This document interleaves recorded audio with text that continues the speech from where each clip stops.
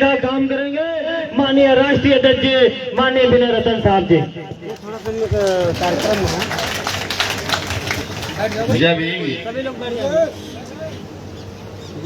सबसे पहले तो आज जिनकी जयंती है, जिन्होंने भारत को विश्व में विश्व शक्ति बनाने का काम किया, परमाणु बम देने का काम किया और न जाने कितने हथियार भारत को दिए, डॉक्टर APJ अब्दुल कलाम की आज जयंती है।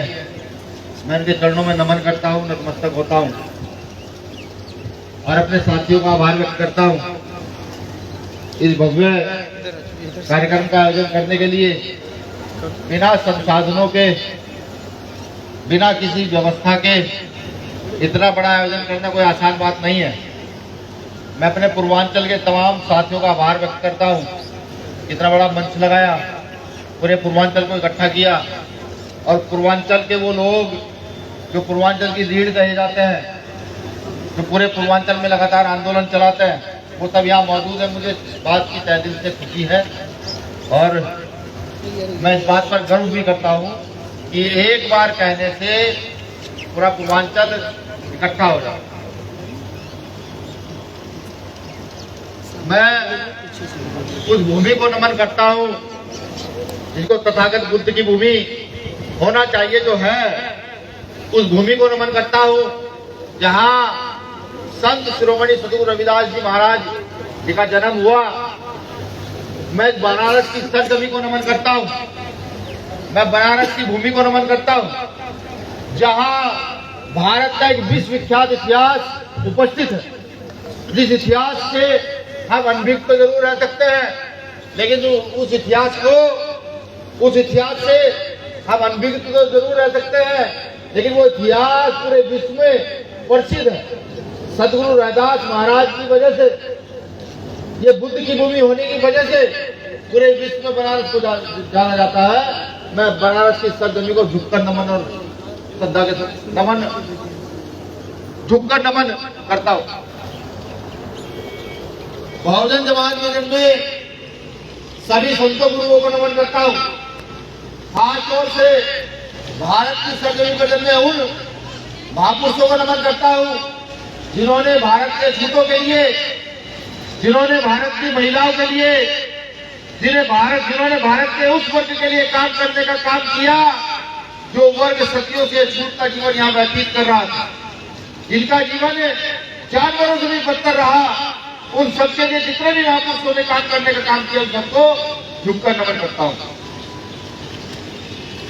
साथियों पर नेता तो नहीं हूँ, एक समाज का सामाजिक कार्यकर्ता हूँ जो आप ही के द्वारा तैयार किया गया, जिसको आप ही ने सिखाया, आप ही ने बताया कि क्या करना, किस तरीके से चलना है और अपनी इस व्यवस्था को, जो हजारों साल पुरानी व्यवस्था है, जिस व्यवस्था के तहत कभी हम राजा रहे, कभी हमको नीचे गिराया गया, इस व्यवस्था को कैसे स्थापित करना, ये आपने सिखाया। कुछ कमियां हम बीमारी के लोगों में है। वो कमियां क्या हैं कि हम चटकारेदार भाषण देना नहीं जानते। मैं गर्व करता हूं, अपने जिलाध्यक्षों और प्रदेश अध्यक्षों और मंडल अध्यक्षों को सुनता हूं, जिले कमेटियों को सुनता हूं। जब भी समय लगता है तो मैं फेसबुक खोलकर मैं लाइव भाषण सुनता हूं, तो मैं गर्व करता हूं उन पर कि वो चटकारेदार भाषण माननीय प्रधानमंत्री की तरह नहीं देते। वो कहते हैं, जो कुछ कहते हैं वो सच कहते हैं, जो कर पाते हैं उतना कह पाते हैं। ये इसलिए है कि ये कभी हम लोगों में भी है। हालांकि सच कड़वा लगता है, सच जहर की तरह होता है। जब सच कहा जाता है तो सीने में एक खंजर सा उतर जाता है कि भाई इस आदमी ने सच क्यों कह दिया। अब क्योंकि मैंने पहले ही कहा कि महादत से मजबूर है सच कहने की, तो सच कहते हैं। हो सकता है समाज को बातें बुरी लगे, लेकिन सच सच होता है। अगर सच पर अमल करके हम चल पड़े तो हम बड़ा परिवर्तन इस देश के अंदर कर सकते हैं। और सच क्या है? जब से 700 साल पहले सतगुरु रविदास कहते हैं कि चाहूंगा सर आज में मिले सभी छोट बड़े सबको रविदास रहे पसंद। ये दोहा भारत के साथ साथ जो सतगुरु महाराज को नहीं भी मानते वो भी जानते हैं, सबको पता है। लेकिन इसका मतलब मुझे लगता है, इसका मतलब सदगुरु महाराज के मानने वालों को नहीं पता। जिस राज की बात सदगुरु महाराज 700 साल पहले कर रहे हैं, उस राज को स्थापित करने में हम सब नाकामयाब हैं। बाबा साहब अम्बेडकर आते हैं, लोकतंत्र की परिभाषा आपको देकर चले जाते हैं, लोकतंत्र बताकर चले जाते हैं कि लोकतंत्र क्या है। लोकतंत्र है जिसकी जितनी संख्या मारी उसकी उतनी हिस्सेदारी, जिसकी जितनी संख्या मारी उसकी उतनी हिस्सेदारी। लेकिन हमें सोचिए, हम लोगों को सोचिए, आप खुद को सोचिए कि जितनी जनसंख्या इस देश में हमारी है, लोकतंत्र के हिसाब से अब तक इस देश में राज अछूतों का हो जाना चाहिए था। अब तक राज बहुजनों का हो जाना चाहिए। ये ताली बजाने का विषय नहीं है, ये विषय है खुद पर शर्म करने का, खुद पर लज्जित होने का। सोचिए, जिन लोगों की जनसंख्या इतनी बड़ी, जिसको संविधान में अधिकार दे दिए गए हो, वो लोग आज भी मांगने वाले हो, देने वाले ना हो, तो क्या हम लोगों को शर्म नहीं आनी चाहिए? जब हमारी किसी बेटी का रेप हो जाता है, हम सड़कों पर धक्के खाते हैं, आंदोलन करते हैं, तब जाकर मुकदमा दर्ज होता है। क्या हम लोगों को शर्म नहीं आनी चाहिए? जब हम अधिकार की आवाज उठाते हैं तो हमारी हत्या हो जाती है। हम भीड़ के तंत्र के रूप में सड़कों पर जाम लगाते हैं, लेकिन फिर भी न्याय नहीं मिलता। क्या हम लोगों को शर्म नहीं आनी चाहिए? जिस अंगूठे की ताकत को बाबा साहब अम्बेडकर लोकतंत्र में बदलकर कहकर गए कि जिस दिन इस समाज को अगर लगेगी, ये समाज अपने अंगूठे से बटन दबा करके अपना राज स्थापित करेगा, अपने लोगों की रक्षा करेगा, वो समाज सोया रहता है, वो समाज जगने के लिए तैयार नहीं। किसकी गलती है?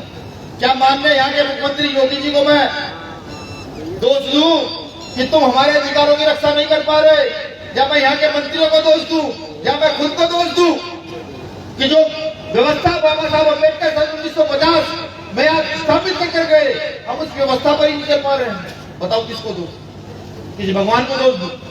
नहीं, बिल्कुल नहीं। अगर हम अपने अधिकारों का प्रयोग नहीं कर पा रहे हैं, हम अपने अधिकार नहीं समझ पा रहे हैं, तो इसमें गलती किसी की नहीं। इसमें गलती अगर किसी की है तो हम लोगों की गलती है। हम इस गलती को जितनी जल्दी एक्सेप्ट करेंगे, उतनी जल्दी यहाँ से मनुवादी व्यवस्था के लोगों का ठंडीरा उठाकर बाहर करने का काम कर सकते हैं, जितनी जल्दी करेंगे। लेकिन अफसोस होता है, आज इस आंदोलन को जिसको फूले साहब अम्बेडकर का आंदोलन कहा जाता है, इस आंदोलन को व्यक्ति के नाम से जाना जाने लगा है। इस आंदोलन को व्यक्ति विशेष के नाम से जाना जाता है। अब से पहले भी जो आंदोलन रहा, उस आंदोलन को अगर आप देखें, बहुजन हिताय बहुजन सुखाय की थ्योरी तथागत बुद्ध देकर गए थे, लेकिन उस थ्योरी को बदल करके आज न जाने किस दिशा में लेकर ले जाकर खड़ा कर दिया गया। मैं बार बार मंचों से अपील करता हूं, अगर वाकई फूले साहब अम्बेडकर का आंदोलन चलाना चाहते हैं तो व्यक्ति नहीं, इस आंदोलन को समझने का प्रयास करें। आपने सुना होगा भाई चंद्रशेखर आजाद जी को जिनको हम नेता कहते हैं, वो भी चीख कर ये कहते हैं कि जिस दिन मैं इस आंदोलन को चलाने में नाकामयाब रहूंगा, उस दिन मैं इस आंदोलन को छोड़कर अपने घर बैठ जाऊंगा, लेकिन गलत दिशा से प्रभावित नहीं होंगे। जब हमारे नेता चीख कर ये कह रहे हैं, फिर भी हम सुधरने के लिए तैयार नहीं, फिर भी हम इधर उधर भटकने के लिए तैयार हैं। कुछ मेरे साथी मुझे आकर कहते हैं कि साहब दूसरी पार्टी का व्यक्ति बहस कर रहा था। हम पूछते हैं क्या बहस कर रहा था? वो कहता है कि तुम लोगों ने विघटन पैदा कर दिया, तुम लोग आज समाज को तोड़ने पर लगे हुए हो। तो मैं कुछ चीजें बताऊंगा, गौर से सुनिएगा।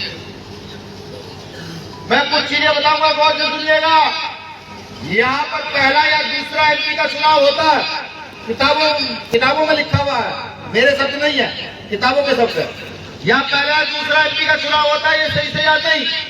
काशीराम साहब पुणे में नौकरी कर रहे होते हैं, और वहां के उस समय के नेता जो पार्टी बाबा साहब द्वारा बनाई गई थी, इनके द्वारा सोची गई थी, उस पार्टी के नेता कांग्रेस से गठबंधन करते हैं, एक सीट पर गठबंधन करते हैं। साहब काशीराम साहब कहते हैं कि नहीं, बाबा साहब अम्बेडकर जो थ्योरी हमें लेकर गए, जो हमें बता कर गए कि हम बहुजन इस देश में 85-90% है, ये कांग्रेस वाले कौन होते हैं हमें सीट देने वाले, हम इनको सीट देंगे, हम तय करेंगे, हम इनको सीट दे सकते हैं। लेकिन नहीं माना जाता। एक सीट पर उस समय के आरपीआई के लोग फैसला कर देते हैं और बाहर निकल कर कहते जो काम बाबा साहब अम्बेडकर नहीं कर पाए वो काम हमने करेंगे। काशीराम साहब दुखी होते कि हमारी इतनी बड़ी जनसंख्या, देश में लोकतंत्र, और हम एक सीट पर रोते हैं, मरते हैं, हमें शर्म आनी चाहिए। सोचिए कि जिनके पास इतनी बड़ी आबादी हो, जिनका इतना बड़ा इतिहास हो, तो दूसरों के सामने रुकता है। ये मैं इसलिए बता रहा हूं कि आज जो लोग तोड़ने की बात करते हैं उनको ये समझ आ जाना चाहिए कि अगर बहुजन आंदोलन सही से चलाया तो वैचारिक तौर पर आंदोलन को चलाना हो। उससे दुखी होकर काशीराम साहब आते हैं यहाँ उत्तर प्रदेश में, मध्य प्रदेश में, राजस्थान में, छत्तीसगढ़ में आकर के बहुजन आंदोलन खड़ा करते हैं और जाकर नागपुर में भाषण देते हैं कि जो लोग ये सोचते हैं कि फूले साहू अम्बेडकर की विचारधारा पर इस देश में शासन सत्ता स्थापित नहीं की जा सकती, मैं काशीराम, मैंने फूले साहू अम्बेडकर की विचारधारा पर भारत के सबसे बड़े सूबे के अंदर शासन सत्ता स्थापित करने का काम किया। काशीराम साहब कहते हैं महाराष्ट्र नागपुर में जाकर यूट्यूब का बड़ा बना सुनिए। अब सोचिए, बात इस चीज का है, सवाल यह है कि जिस व्यवस्था के खिलाफ हम लोग सदियों से हैं, क्या उस व्यवस्था के लोग कभी आपको राज करा पाएंगे? हाथ उठाकर बताइए, राज करा पाएंगे तो हाँ का इशारा कीजिए, नहीं करा पाएंगे तो ना का इशारा कीजिए। वो लोग राज कभी करा पाएंगे? नहीं करा पाएंगे। ये मैं बता किस ले रहा हूं, ये राजनीतिक बात नहीं है। अगर कोई ये सोच रहा हो कि ये राजनीतिक बात है तो मैं लिख कर देता हूं, डिबेट किससे कर लीजिए, राजनीतिक बात नहीं है। ये कोई बात है तो ये देश के दलित आदिवासी पिछड़ों की सामाजिक बात है कि जिनके वोट के सहारे इस देश का बजट बनता हो, जिनके वोट के सहारे सड़क से उठा हुआ आदमी नेता बन जाता हो, जिसके वोट के सहारे शासन सत्ता स्थापित होती हो, वो लोग मांगने वाले निर्णय की तरह मांगने वाले रह जाते हैं। इसलिए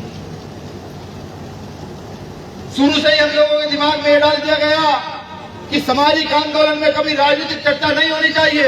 मैं ये कहता हूँ, सामाजिक आंदोलन ही नहीं, घर में अगर सब्जी पकती हो तो महिलाओं को राजनीति के विषय में सोचना चाहिए कि हमारी शासन सत्ता स्थापित कर होगी, तब जा करके बदलाव सोचना। कुछ भी काम करें वहां राजनीतिक चर्चा, बहुजन आंदोलन की चर्चा का होना बहुत जरूरी है।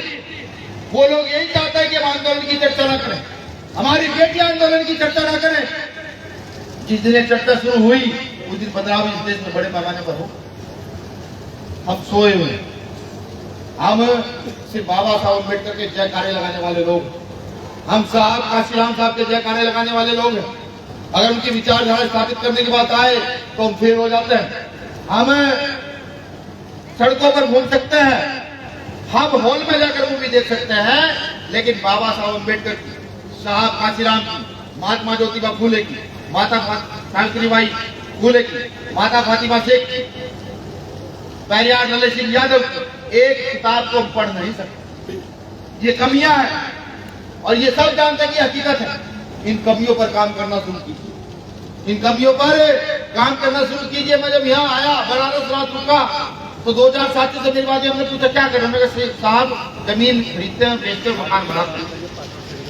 मैंने उनको कहा कि जब कभी भीम आर्मी की सत्ता उत्तर प्रदेश या पूरे देश में स्थापित होगी तो उस समय हमें इंजीनियर ढूंढने की जरूरत नहीं पड़ेगी, सिर्फ एक आह्वान करना पड़ेगा, कौन भीम आर्मी का व्यक्ति मकान बनाना जानता है वो आ जाए। ना जाने कितने सारे अम्बेडकर भवन और स्कूलों का निर्माण इस देश में होना। समझिए, अपनी ताकत को पहचानने का काम कीजिए। कुछ साथियों ने मुझे कहा, अभी कुछ पार्टी के साथ ही मिलने आए, बात चले थे, उन्होंने कहा साहब आर्थिक स्थिति से बहुत परेशान है, बहुत परेशान है। मैंने सोचा कि मुझे लगता है कि हम जो है बाबा साहब अम्बेडकर से ज्यादा परेशान लोग नहीं। जब बाबा साहब अम्बेडकर पढ़ते होंगे क्या स्थिति रही होगी, कपड़े थे नहीं थे, रोटी थी नहीं थी, क्या स्थिति रही होगी। आज तो हम अच्छे से कपड़े पहने बच्चे, देखिए अधिकतर सबके कपड़ों पर कलम है। कुर्ते की आप अगर वैल्यू आंकड़े मार्केट में जाकर के खूब वैल्यू होगी, यानी कि धन की कमी नहीं है। और मेरे पास जो रामायण है, रामायण समझते हैं, वो पहले कहते थे तो यहाँ का एक ग्रंथ है जिसको पेरियार लल्ले सिंह यादव ने बताया कि ग्रंथ सही है झूठ है। उसमें कहते थे कि वो बाण छोड़ दिया तो उस बाण से बेहतर कोई नहीं है। मेरे पास भी कोई 1 रुपया खर्च नहीं होता, और इस देश की सारी राजनीति से लेकर सामाजिक सत्ता आपके कदमों में बिना रुपया खर्च किए हो जाएगी। काम करना पड़ेगा, अपने घर से दूर 1 किलोमीटर जाना पड़ेगा, 1 किलोमीटर के एरिया में आने वाले लोग, आने वाले घर, उनको समझाना पड़ेगा। मजदूर किसान को उसकी ताकत बतानी पड़ेगी, महिला को उसकी ताकत बतानी पड़ेगी। चंद सालों में इस देश की सत्ता तुम्हारे कदमों में होगी, चंद सालों में। लेकिन अफसोस करेगा कौन करेगा? साहब काशीराम साहब ने इस देश के अंदर जूता काटने वाले को, सब्जी बेचने वाले को, रिक्शा चलाने वाले को विधानसभा में भेजने का काम किया साहब काशीराम साहब ने। जब वो कर सकते तो हम लोग क्यों नहीं कर सकते? हम भी तो उन्हीं की औलाद हैं, क्यों नहीं कर सकते? आज भीम आर्मी ने पार्टी बनाकर आप लोगों के सामने खड़ी कर दी है और साहब कहा चीख कर गए भरे मंचों से कि जिसमें क्षमता हो विधायक बनने की वो आए पार्टी ज्वाइन करे और विधायक बन जाए। जिसमें क्षमता हो, जिसमें क्षमता हो मुख्यमंत्री बनने की, मुख्यमंत्री बन जाए। किसी के पैसे का कोई लालच नहीं है। इसका उदाहरण भी दूंगा। अभी पूर्वांचल में एक जिला पड़ता है संत कबीर नगर, जिला पंचायत के चुनाव के बाद में वहां गया तो वहां के साथियों ने मुझे बताया साहब 14 से 20 हजार के बीच में हमने जिला पंचायत जिता दिया। कितने कम पैसों में जिला पंचायत जिता दिया। वो मंडल अध्यक्ष बैठा हुआ है, इसी ने बताया मुझे कि भैया बहुत कम पैसों में जिला पंचायत जिता दिया। हमने पूछा कैसे? कि भैया हमारी टीम लगी, भीम आर्मी की टीम लगी और हमने जाकर के गांव गांव प्रचार किया साइकिल से, मोटरसाइकिल से, और इतने कम पैसों में जिला पंचायत जिता कर मैंने भेज दिया। अब सोचिए कि टीम कितना बड़ा काम कर सकती है। तो बाबा साहब का नारायण तो शिक्षित बनो, संगठित रहो, संगठित रहो। ये जो इसने जिला पंचायत जिताया इतने कम पैसों में, ये बाबा साहब के नारे को साक्षी मानकर जिताया, जिसमें लिखा होता संगठित हो जाओ। संगठित होने के बाद पैसा खर्च करने की जरूरत नहीं पड़ी। अब विधायक भी बन सकता, इतने कम पैसों में विधायक भी बन सकता अगर आपका संगठन निर्माण मजबूत है तो। संगठन निर्माण मजबूत कब होगा? जब आप संगठन निर्माण करने वाले लोगों को पढ़ोगे, जब आप साहब काशीराम, बाबा साहब अम्बेडकर, महात्मा ज्योतिबा फुले साहब को पढ़ना शुरू करोगे तो संगठन निर्माण की ताकत आप लोगों को आ जाएगी। संगठन निर्माण कैसे होता है ये हम नहीं करते हैं। जो हमें करना चाहिए वो नहीं करते हैं। सुनिए, अब इस देश के दलित आदिवासी को टीवी और बीबी में रहने की आदत होनी चाहिए। उसको टीवी और बीबी के साथ रहने का भी अधिकार नहीं है। अगर ये भूल गए हो, वो जूता भूल गए हो हमारे बाप दादाओं के सिर पर कभी रखा गया था, वो जूता भूल गए हो तो जूते को याद करो याद। आज इस देश में प्राइवेटीकरण किया जा रहा है लगातार। Railway private, BSNL private, airlines private, सब चीजें प्राइवेट की जा रही। जानते क्यों? वो जो भीख का टुकड़ा में आरक्षण के रूप में मिला वो उसको छीनना चाहते हैं। बाबा साहब अम्बेडकर आरक्षण नहीं देना चाहते थे, ये अगर भ्रम हो तो इसको निकालिएगा। बाबा साहब अम्बेडकर आरक्षण नहीं देना चाहते थे। बाबा साहब अम्बेडकर तो 2 वोट का अधिकार इस देश के दलित आदिवासियों को दे करके जाना चाहते थे। तो लोग आरक्षण के ऊपर ठीकरा फूटते, जाकर सवाल तो पूछो उनसे। बैठो अपने जिलों की डिबेट में, बैठो गली डॉक्टर पंचायतों पर, पूछो उनसे कि आरक्षण तो हम खुद नहीं चाहते, हमें तो हमारा पुराना 2 वोट का अधिकार दे, तो आरक्षण तुम दिखाओ, हमें कोई कहो जाकर के। लेकिन नहीं करते काम। हम अपने आंदोलन को नहीं बढ़ते, हम दूसरों के आंदोलन को सीखने चले हैं और लड़ाई की बात करते हैं। लगातार मंचों के माध्यम से, माइक के माध्यम से दूसरों को कोसते हैं। गलत कौन है? वो या हम गलत हुए ना? जिनके पास वसीम ताकत, जिनके पास बुद्ध जैसे महापुरुष, जिनके पास सतगुरु रविदास, नानक, कबीर जैसे गुरु, जिनके साथ बाबा साहब अम्बेडकर, महात्मा ज्योतिबा फुले ऐसे ऐसे महानायक, वो लोग दूसरों के आंदोलन पर चलने का काम करते हैं। इसलिए मैं लिखकर देता हूं, जितने लोग यहाँ बैठे हैं, ये बनारस है, मनुवाद की सबसे बड़ा गढ़ यहाँ कहीं है तो बनारस है भारत के अंदर। आज यहीं से प्रधानमंत्री जीत कर गए हैं। जितने लोग यहाँ बैठे हैं, इसके 20% लोग बनारस में काम करना शुरू कर दे तो यहाँ मनुवादी व्यवस्था को जड़ से उखाड़ फेंकेंगे। जितने लोग यहाँ बैठे हैं, इतने लोग। ये सदगुरु रविदास जी की जन्मस्थली है। इसका नाम कुछ होना चाहिए था, इसका नाम रविदास नगर होना चाहिए, लेकिन नहीं होगा। कौन उठाएगा आवाज, कौन करेगा बात? उस नारे को याद करो, जिसकी जितनी संख्या हमारी उसकी इतनी हिस्सेदारी। जब आप अपनी ताकत, अपनी सत्ता स्थापित कर देंगे तो ये बीजेपी आरएसएस के लोग क्या नाम बदलते फिरते हैं। आप नाम बदल नहीं सकता, लेकिन काम कौन करेगा? आपस के मतभेद, लड़ाई, टूट फूट से ही फर्क नहीं। टूट फूट से फुर्सत मेरे समाज में नहीं है। तो मैं तो अपील करता हूँ, मैं अपनी बहनों से अपील करता हूँ, भाइयों से अपील करता हूँ कि सिर्फ सड़क पर आंदोलन करने से किसी को नौकरी नहीं दी जा सकती, रोजगार नहीं दिया जा सकता, महंगाई कम नहीं की जा सकती। सिर्फ आंदोलन करने से इस देश की सेवा नहीं की जा सकती। अगर इस देश में महंगाई कम करना चाहते हो, इस देश में नौकरी देना चाहते हो, तो अपने लोगों को, जो लोग आपके बीच काम करते हैं, उनको विधानसभा और संसद में भेजने की तैयारी आप लोग शुरू करें। मैं कहता हूं पार्टी के सभी पदाधिकारियों से भी कि रात दिन जी तोड़ मेहनत कीजिए।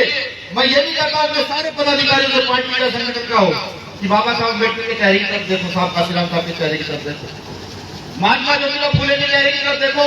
जब तक वो जीवित रहे सम्मान नहीं मिला दोस्तों, बताइए सम्मान मिला क्या?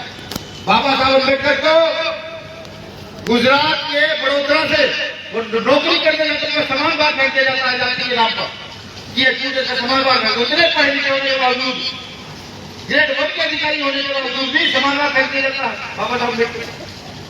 आज की हिम्मत है हमारे सामने बाबा साहब की एक फोटो को बात करके दिखाने है कि किसी चीज मौका कि हम लोग खड़े होंगे बाबा साहब की फोटो बात करें, फेंक नहीं सकता।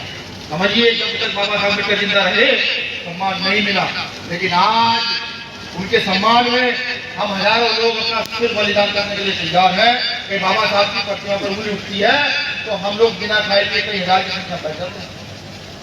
यही आपके साथ भी है, यही पदाधिकारी कार्यकर्ताओं के साथ भी है कि जब आज आप समाज के लिए मजबूती से काम करेंगे तो आज सम्मान आपको मिले ना मिले, लेकिन एक दिन वो जरूर होगा, एक दिन वो जरूर होगा कि आपको बहुत मजबूती से सम्मान दिया जाए। जो लोग बहुत जल्दी नेता बनने की चाह में पड़ गए कि आज ही नेता बन जाए, आज ही जीत ले, नहीं। ये आंदोलन नेता बनने का आंदोलन तो है, लेकिन इस आंदोलन में नेता बनने का अधिकार उसे ही है जो समाज की पीड़ा को समझ सकता हो, जो इस आंदोलन को समझ सकता हो। तो मेरा निवेदन है, आपस की मनमुटाव छोड़कर इस आंदोलन को मजबूत करने का काम करें। कोई भिड़ता है भिड़ने दें, कोई फर्क नहीं पड़ता। लगातार अपने काम को क्रियान्वित करें, आगे की ओर बढ़ाएं। मैं तो कहता हूं बार बार हर वक्त से कि मेरा एक गांव का अध्यक्ष भी अगर वो दूसरे प्रदेश के कलेक्टर को डीएम को फोन करता है, कहता है कि भीम आर्मी का फलाने गांव का अध्यक्ष बोल रहा हूं सर, आपके जिले में ये घटना घटित हो गई है, तो कलेक्टर वापस फोन करके उनको जानकारी देता है कि भाई ये घटना वाकई घटित हो गई, इसको मैं देख रहा हूँ। जब एक कार्यकर्ता में मेरे इतनी ताकत पैदा हो गई है, इतनी क्षमता पैदा हो गई है, तो मुझे ये भी कहता हूँ कि अब उसका काम सड़कों पर नहीं, अब उसका काम संसद और विधानसभाओं में शुरू होता है। संसद के लिए हम लोग हैं, हम लोग लड़ते हैं, शुरू होता है। और वो कहां से जाएंगे? वो जाएंगे लोकतंत्र की ताकत से। लोकतंत्र स्थापित कब होगा? जब आप लोग घर से घर जा करके बताएंगे कि आपके आंदोलन क्या है, आप क्या करना चाहते हैं। मैं उनसे भी कहता हूँ, वो आरएसएस के संगी जो अपने आप को पूरा देशभक्त कहते हैं, हालांकि इनके महापुरुष वीर सावरकर जैसे लोग जिन्होंने अंग्रेजों की गुलामियां की है, मैं नहीं कहता। ये गूगल पर डालिए आप, सावरकर के माफीनामे आ जाएगा लिखा हुआ कि जब सावरकर को जेल डाला गया तो उसने माफी मांगी अंग्रेजों से कि मुझे माफ कर दो, मैं तुम्हारी गुलामी स्वीकार करता हूँ। मैं उन संगियों को भी कहता हूँ कि भारत माता की जय कहने से भारत की उन्नति नहीं हो सकती साहब। इस देश के प्रधानमंत्री में है चौधरी चरण सिंह प्रधानमंत्री, उनकी एक लाइन मैंने पढ़ी कि भारत की उन्नति का रास्ता भारत के खेतों खलिहानों से होकर के जाता है, कि भारत की उन्नति का रास्ता भारत के खेतों खलिहानों से होकर जाता है, यानी कि भारत की उन्नति का रास्ता यहाँ के किसान मजदूर और कमेरे वर्ग से होकर के जाता है। और भारत का किसान मजदूर कमेरा वर्ग कौन है? भारत का किसान मजदूर कमेरा वर्ग कौन है?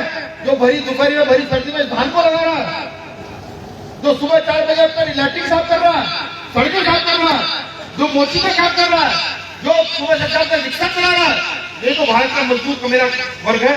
ये एक दिन काम ना करे, अगर ये एक दिन काम ना करे, इस देश की व्यवस्था नहीं चल सकती, समझ लीजिए।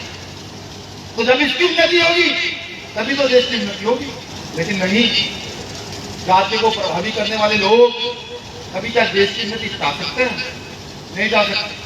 मोहन भागवत जी बैठकर कहते हैं कि नहीं, दलित हमारे भाई हैं, बीजेपी के लोग जाते हमारे पैर दोनों को पी लेते हैं। जानते किस लिए आया? कभी समझ में उन्हें पता कि 5 साल में दलितों को एक बार पैर धोकर पी जाओ और फिर पूरे 5 साल हम लोग संसद विधानसभा में बैठ करके प्रशासन आगे पीछे रहेगा, फिर तुम्हें कोई सुनने गिनने वाला नहीं, खूब पैसे कमाओ, खूब भैया क्या करो। वो इसलिए हमारे पैर धोकर पी लेते हैं, समझ रहे हो। और हम खुश हो जाते हैं कि नेताजी आए, मेरे घर आकर रोटी खाई, हम गर्वित हो जाते हैं। मैं तो साफ कहता हूँ, मेरे घर में इतना आनंद नहीं कि मैं गधे घोड़ों को खिलाना शुरू करूँ, मेरे घर में नहीं। मैं खिलाऊंगा लोग, मैं समाज के लोगों को खिलाऊंगा, जिनकी वजह से मेरा मजबूत है, उनको खिलाऊंगा। अपनी ताकत को पहचानिए, इस लोकतांत्रिक व्यवस्था को जानने का काम कीजिए। इस व्यवस्था के तहत यहाँ की समस्याओं का समाधान हो सकता है। मैं चीख कर कहता हूँ, देश में सिर्फ 2 समस्याएं हैं ना।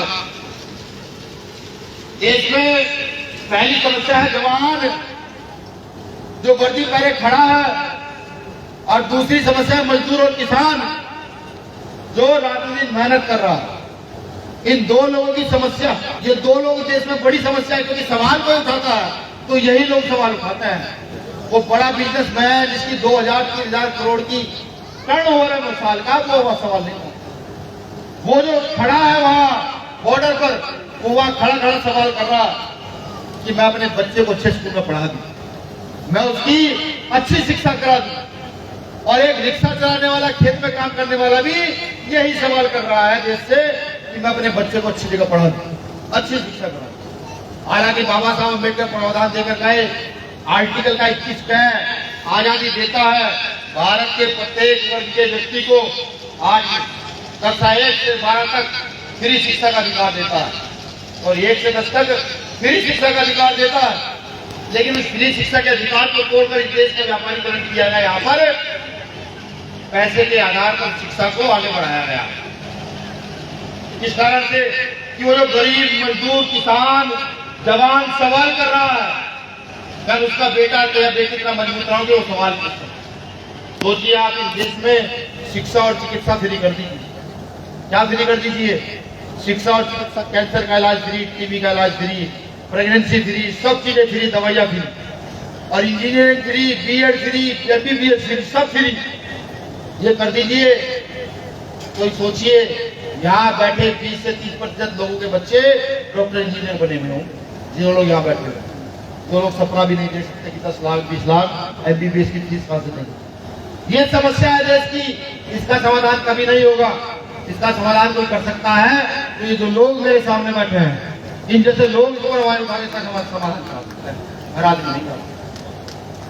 तो इस लोकतंत्र की ताकत को आप पहचानते क्यों नहीं है? मुझे बताइए क्या चंद्रशेखर आजाद के काम में कोई कमी है? रात दिन वो व्यक्ति कहीं भी कुछ हो जाए वो पहुंच जाता है। अभी मध्य प्रदेश में आचार संहिता लगाई, बूथों ने आंदोलन किया, सबको जेल भेज दिया, बहुत सारे लोगों ने स्टेटमेंट दे दिए, हम साथ में खड़े होंगे। वो व्यक्ति जाते हैं और जाकर कहते हैं भाई मैं आ गया गिरफ्तारी लेने, मेरी गिरफ्तारी कर, जनता की बात में करना, प्रशासन मिल जाता है। ये जो लोग बैठे हुए देख रहे हैं, किसी एक व्यक्ति का चेहरा बताइए जो आपके काम में आता हो, जो खाया ना आता हो, जो रात को 2 बजे अपने बिस्तर छोड़ करने जाता हो। जब ये आपकी बेटियों की रक्षा करने में, आपके स्वाभिमान की रक्षा करने में ये लोग खड़े रहते हैं, तो फिर आपका वोट सपोर्ट नोट दूसरे के लिए क्यों है? आपकी जो क्षमता है दूसरे के लिए क्यों है? जाइए जाकर समझाइए, सवाल कीजिए, समाज के बीच में जाकर पूछिए कि आखिर हमारी कमी, हमारे काम में कमी क्या है? उम्रें हमारी कम है। ये बहुत सारे लोगों ने मुझे कहा कि तुम्हारी उम्र कम है बेटा, काम करो। उम्र हमारी कम है लेकिन जज्बा कम नहीं है। आज भी जब कोई ऐसा व्यक्ति जो बेटे की तरफ गलत निगाह से देखता है तो उसके दिमाग में एक बात जरूर है कि देख तो रहा हूँ, बीमार आदमी के लोगों को पता लगा तो इलाज करेगा आगे। ये बात उसके दिमाग में आज भी जाति के नाम पर जब कहीं गवर्नमेंट सेक्टर, प्राइवेट सेक्टर या गांव में शोषण होता है तो अब दिमाग में एक बात आती है कि बीमारी वाले आएंगे नीला पढ़ना लेकर के और इलाज करेंगे, बात उसके दिमाग में आती है। मुझे एक दिन एक अधिकारी का फोन आया, उसने मुझे कहा भाई आप लोगों पर गर्व है। हालांकि वो अधिकारी बेचारा स्वर्ण जाति से था। उसने कहा यार आप लोगों पर गर्व। हमने पूछा क्यों? अब भाई जब कहीं कुछ गलत हो जाता है और सरकार का प्रेशर रहता है मंत्रियों का, तो मैं तो एक बात कहकर टाल देता हूँ, भाई प्रेशर तो आता है लेकिन भीम आर्मी के लोग आ जाएंगे, फिर बवाल होगा, मुझे मुकदमा लिखना पड़ेगा। तो मुझे तो खुद कार्यकर्ता में मुझे गर्व होता है कि आज मेरा जो वजूद है, मेरी जो ताकत क्षमता है, मेरे कार्यकर्ताओं के बल पर है। मैं कहीं किसी प्रदेश में जाकर खड़ा होकर किसी भी नेता को गालियां देता हूं। अभी कर्नाटक कोई तो प्रदेश का मामला है, एक नेता ने स्टेटमेंट दिया कि वो जो है संविधान बदल देगा। मैं उसके लोकसभा क्षेत्र में खड़े होकर उसे गलिया रहा हूं और हिम्मत नहीं पड़ रही। पता लगा मेरे साथी ने बताया उस देश का दबंग बाहुबली है, वो बाहुबली है, लेकिन वो भी भीम आर्मी से भय खाता है। किस लिए? क्योंकि उसकी समझ आ गया भीम आर्मी से सीधे कोई नहीं टकरा सकता। अगर किसी को ये भ्रम हो कि भीम आर्मी से हथियारों के बल पर टकरा जाएगा तो भीम आर्मी वालों को तो हाथी हथियारों पे टकरा नहीं पाएगा। अभी एक मामला और चला था, आपने देखा होगा, इसराइल बनारस का गोरखपुर का मामला है। एक व्यक्ति ने चंद्रशेखर भाई की फोटो लगाकर और बहुत सारे लोगों की फोटो लगाकर अपने घर में उन फोटो को जलाया था और तलवार वार वो दिखा रहा था। तो मैं लखनऊ आया, गौतम दीक्षा का कार्यक्रम था। मैंने कहा संगियों से, भाई तुम तलवार चलाओ और हम कलम चलाएंगे, तुम तलवार चलाओ हम कलम चलाएंगे, और लिख लो तुम्हारी तलवारों पर हमारी एक कलम भारी पड़ी है। भाई बाबा साहब अम्बेडकर अकेले पढ़ गए थे, नसबंदी कर गए थे इन लोगों को, ऐसी नसबंदी करके गए हैं कि आज तक उनको इलाज नहीं मिल रहा नसबंदी का। तो मैंने कहा तुम तलवार चलाओ हम कलम चलाएंगे और अपनी पाठशालाओं में इतने बच्चे तैयार करेंगे, इतने बाबा साहब अम्बेडकर तैयार करेंगे, तुम्हारा इलाज कर देंगे। वो वीडियो बहुत सारे लोगों तक पहुंचा। कुछ साथियों ने मुझे पूछा भी, भाई इतनी बड़ी बड़ी बात कैसे कर देते हो यार, कि कोई गोली मार देगा, कोई काट देगा। मैंने कहा था वो मुझे तो मार सकता है, लेकिन वो जो मेरे पीछे जो फौज खड़ी हुई है, जिस दिन मैं मरूंगा तो वो फौज उस 4 गुना ताकत के साथ इस देश में काम करेगी। मेरे जीते जी शायद जो सपना पूरा होना है वो 10 साल में हो, लेकिन मेरे मरने के बाद वो सपना 2 साल में पूरा हो जाएगा, ये मैं भी जानता हूँ। मैंने तो यही जवाब दिया। तो आप सोचिए कि जिनके पास इतनी बड़ी ताकत हो, जिनके पास विचारों की इतनी बड़ी शक्ति हो, कि जिनके महापुरुषों की प्रतिमाएं इसलिए तोड़ दी जाती हो कि इनके विचार इतने प्रबल हैं, को कोई काट नहीं सकता। ऐसे लोगों की जो औलादे हैं उनको क्या अपनी शासन सत्ता स्थापित नहीं करनी चाहिए? क्या उनको अपना राज स्थापित करने के लिए प्रयास नहीं करना चाहिए? यहाँ भाषण बहुत सारे लोग दे सकते हैं, ये मंच है, सभी राजनीतिक पार्टी के लोग भाषण दे सकते हैं, लेकिन क्या भीम आर्मी की विचारधारा से आप सब लोग सहमत नहीं? यहाँ जब कोई कांड होता है वो सड़क पर खड़ी हो जाती है, डीएम को पकड़ लेती है, वो सही नहीं करती है।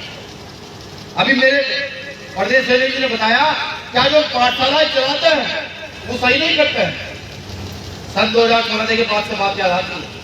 सन 2015 में हम लोग भीम आर्मी पाठशाला चलाए थे, पढ़ाने वाले 2 ही लोग थे, चंद्रशेखर आजाद और पहली पाठशाला मेरे गाँव में खुली। पाठशाला खोलनी शुरू की, हमारे कार्यकर्ताओं ने जब पता लगा पाठशाला शुरू हो गई है तो लगातार एक गांव के बाद दूसरा गांव, दूसरे के बाद तीसरा गांव, तीसरे के बाद चौथा गांव, और हमने ना जाने कितनी पाठशालाएं खोल ली। और वही गांव में रहने वाली बेटियों से, भाइयों को जो पढ़े लिखे थे, उनसे निवेदन किया कि आप आइए पाठशाला में पढ़ाइए। उन्होंने पाठशाला में पढ़ाना शुरू किया। पाठशाला में पढ़ाया गया, ये जानते हैं?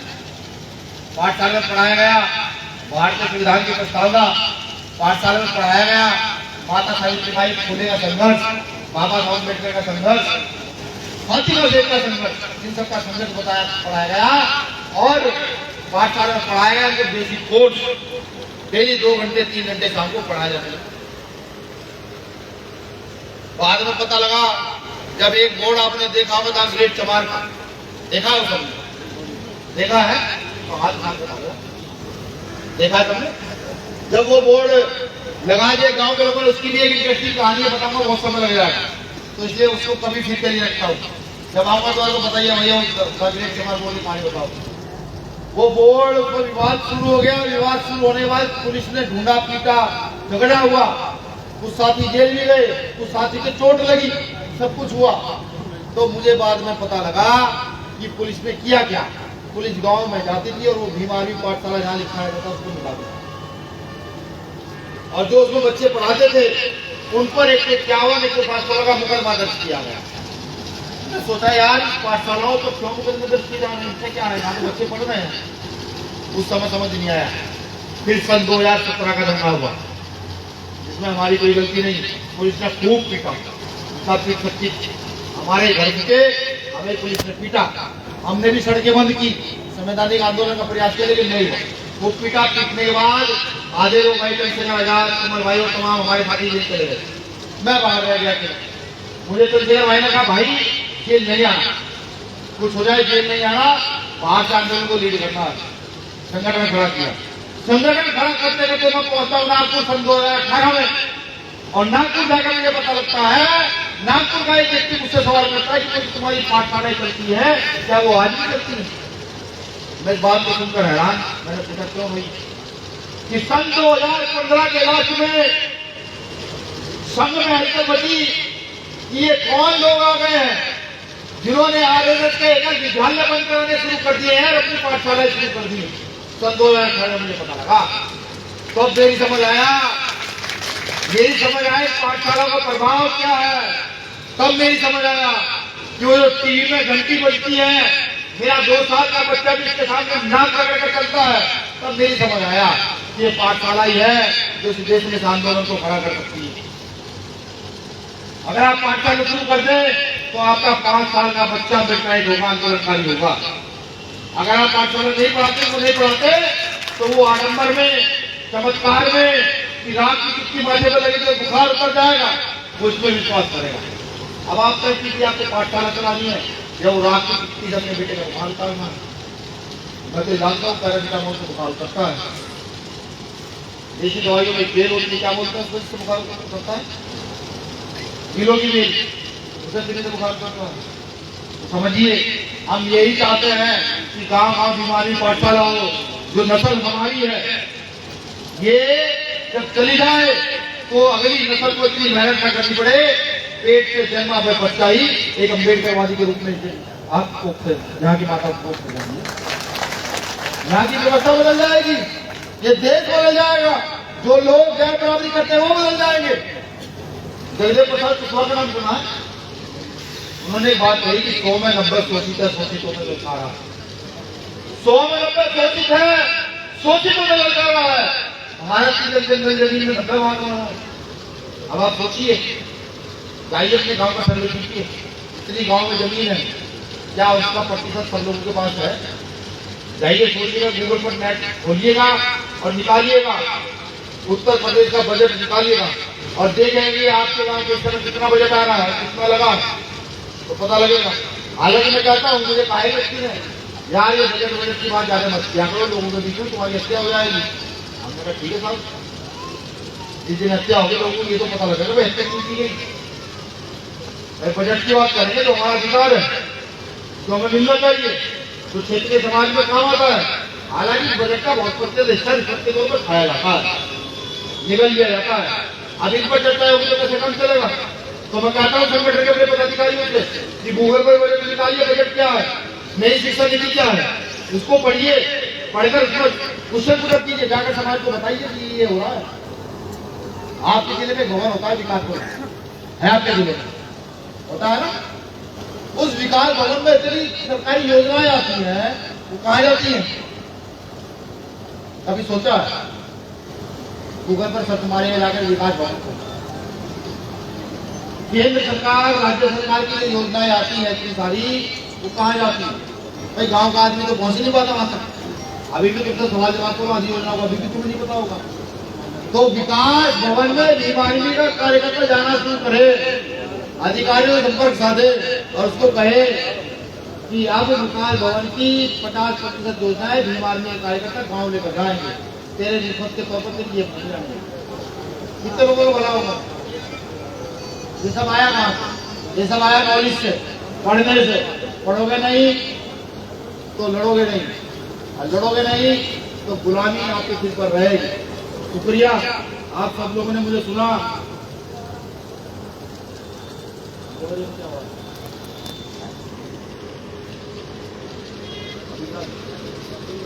देखिए अभी जानकारी आई, देवरिया में घटना घटित होती है, हत्याएं होती है, दोनों तरफ से हत्या होती है, क्योंकि एक व्यक्ति इसमें शास्त्रों के अनुसार शुद्ध है, उसका मकान तोड़ दिया जाता है, और दूसरे लोग जो हत्या करते हैं सरकार उनके पक्ष में खड़ी हो जाती है। समझ रहे हैं? एक व्यक्ति